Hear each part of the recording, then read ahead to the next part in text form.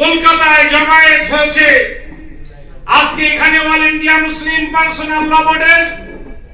সুযোগ্য সভাপতি সদর হযরত মাওলানা সাইফুল্লাহ রহমানী সাহেব আছেন, জেনারেল সেক্রেটারি হযরত মাওলানা আব্দুর রহিম মুজাদ্দিদ সাহেব আছেন, জনাব ইলিয়াস সাহেব আছেন। আমি তাদের কাছে অনুরোধ করতে চাই, গোটা দেশ জুড়ে অল ইন্ডিয়া মুসলিম পার্সোনাল ল বোর্ড যে ইনডোর কনভেনশনের উদ্যোগ নিয়েছেন, এটা প্রথমে শুরু হয়েছে, এজন্য আমি থ্যাঙ্কস জানাবো, ধন্যবাদ জানাবো। কিন্তু যদি প্রয়োজন হয়, গোটা ভারতবর্ষে যত বড় বড় শহর আছে, এক একটা শহরে এক এক দিন র্যালির আয়োজন করা হোক। পশ্চিম বাংলায় আমাদের হযরত মাওলানা আবু তালিব রহমানী সাহেব আছেন, তিনি নির্দেশ দিলে অল ইন্ডিয়া মুসলিম পার্সোনাল ল বোর্ডের ব্যানারে এক সপ্তাহের মধ্যে আমরা লাখ লাখ জনতাকে কলকাতায় নিয়ে এসে গোটা কলকাতা থেকে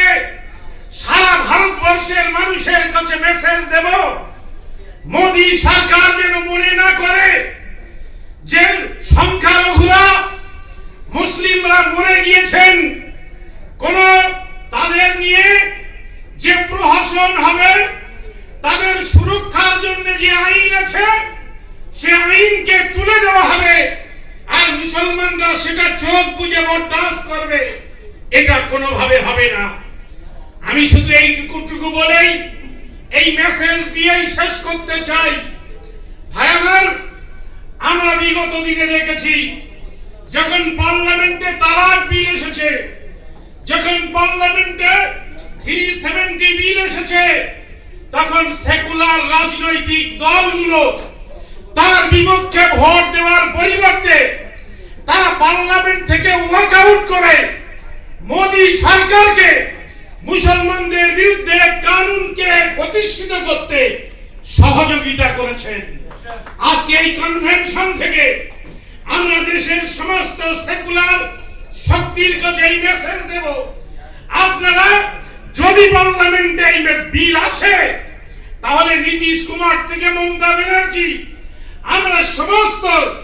সেকুলার রাজনৈতিক দলগুলোর কাছে আবেদন করব, রুখে দাঁড়াতে হবে আপনাদের মেম্বারদের, তারা যেন ওয়াকআউট না করে মোদী সরকারের এই মুসলমান বিরোধী ওয়াকআপ সম্পত্তিকে সর্বনাশ করার, এটাকে খতম করে দেওয়ার, এটাকে আত্মসাৎ করে দেওয়ার যে বিল,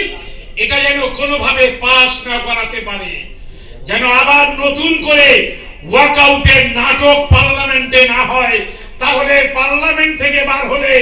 গোটা দেশের মুসলমানদের কাছে কিন্তু তার সওয়ালের জবাব দিতে হবে। আমি শুধু এইটুকু